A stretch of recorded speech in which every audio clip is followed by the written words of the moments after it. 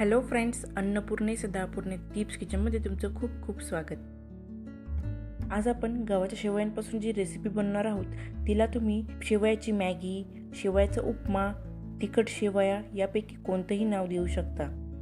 शेवयांची ही recipe बनवण्यासाठी आपण कशी पद्धत वापरणार आहोत, ती कशी बनवायची व शेवया चिकट होऊ नये, अगदी सुटसुटीत मोकळ्या व्हाव्या त्यासाठी काय करायचं या सर्व टिप्स आपण बघणार आहोत. चला तर झटपट ही रेसिपी बनवायला सुरुवात करूया. इथे आपण गव्हाच्या शेवया घेतलेल्या आहेत. या मी जाड शेवया घेतलेल्या आहेत. खिरीसाठी ज्या शेवया वापरतो त्या आपण इथे वापरायच्या नाही आहेत. रेसिपी बनवण्यासाठी मी 3 मीडियम आकाराचे कांदे बारीक कापून घेतलेले आहेत.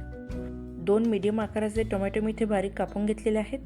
3 ते 4 हिरव्या मिरच्या मी इथे घेतलेल्या आहेत आणि कोथिंबीर. सर्वात आधी तेलामध्ये या शेवया व्यवस्थित परतून घ्यायच्या आहेत. 7 ते 8 मिनिटं आपण या शेवया मीडियम फ्लेमवरती व्यवस्थित परतून घेणार आहोत. तेलामध्ये शेवया व्यवस्थित परतून घेतल्यामुळे ते अजिबात चिकट होत नाहीत.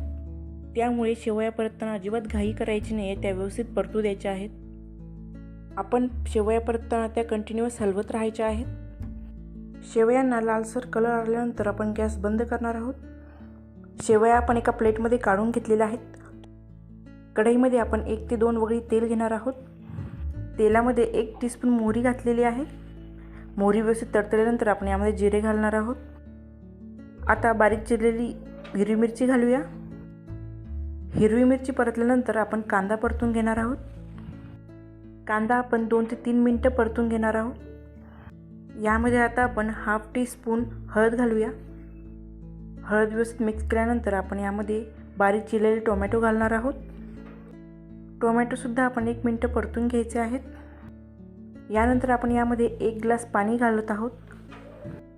पाण्याचं प्रमाण थोडं कमी जास्त झालं तरी चालेल, कारण आपण पाण्याला आटवून ॲडजस्ट करू शकतो. यामध्ये आपण आता चवीपुरते मीठ घालूया. जर तुम्हाला शेवयाचा उपमा तयार करायचा असेल तर यामध्ये पाण्याला उकळी आल्यानंतर शेवया घालून आपण शेवयाचा उपमा तयार करू शकतो. पण जर तुम्हाला शेवयाची मॅगी बनवायची असेल त्यासाठी आपण इथे मॅगी मसाला वापरणार आहोत. मी इथे शेवयाची मॅगी बनवत आहे, त्यामुळे मी हा मसाला यामध्ये घालत आहे. आता यामध्ये आपण बारीक चिरलेली कोथिंबीर घालूया. पाण्याला 1 मिनिट छान उकळी आल्यानंतर आपण यामध्ये तेलामध्ये परतलेल्या शेवया घालून घेणार आहोत. व्यवस्थित मिक्स करून घेऊया. आता मीडियम टू हाय फ्लेमवर आपण यावर झाकण ठेवून शेवया व्यवस्थित शिजू देणार आहोत. झाकण ठेवल्यानंतर अगदी 1-2 मिनिटांमध्येच शेवया शिजून तयार होतात. त्यामुळे झाकण खूप जास्त वेळसुद्धा ठेवायचं नाही आहे. झाकण आता आपण काढून बघूयात.